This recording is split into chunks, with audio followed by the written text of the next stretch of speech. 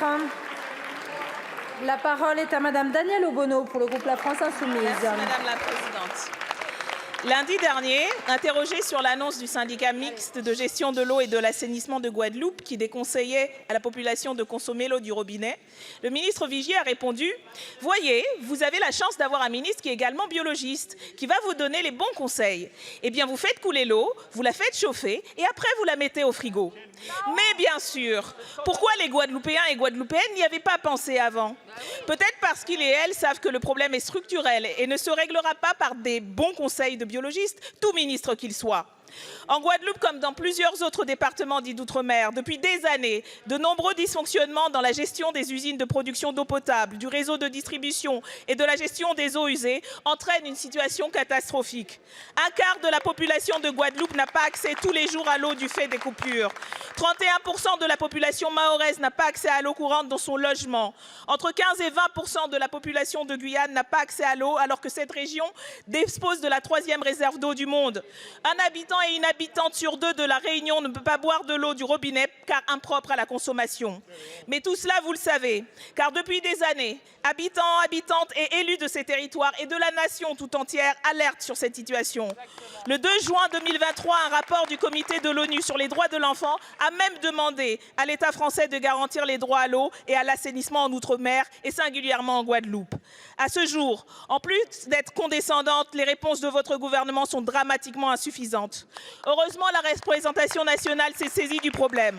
Mardi dernier, en commission des finances, la proposition de notre groupe d'un plan d'urgence de 100 millions d'euros sur le budget 2024 pour rendre effectif le droit d'accès à l'eau dans les Outre-mer a été votée. Madame la Première ministre, conserverez-vous ce financement ainsi que tous ceux adoptés en commission en faveur des Outre-mer après le funeste 43 que vous prévoyez sur la 2e partie du budget?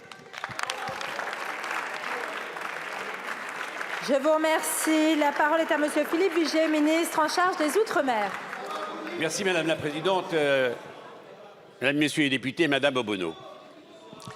Où est le mépris, Madame Obono, lorsque, la semaine dernière, 24 heures après l'ouragan Tami, je suis allé sur place à la rencontre des populations, qui avaient été pour certains dévastées, vous le savez, et qui pour d'autres ont perdu leur outil de travail, et il nécessitait que l'on soit à côté d'eux, et j'étais à côté d'eux. Où est le mépris, Madame Obono, lorsque Gérald Darmanin, le ministre de l'Intérieur, a décidé d'enclencher la reconnaissance de catastrophes naturelles, justement, suite au passage de cet ouragan Tami à la Guadeloupe? Où est le mépris, Madame Obono, lorsque, comme beaucoup de Guadeloupéens et de Guadeloupéennes, j'ai constaté que l'eau était de couleur marron lorsqu'il y a des grandes inondations? Et pourquoi, Madame Obono? Pour une raison simple, c'est que les usines de traitement d'eau ne marchent quasiment plus. Et Madame Obono, où est le mépris, puisque vous venez de parler à l'instant des investissements financiers?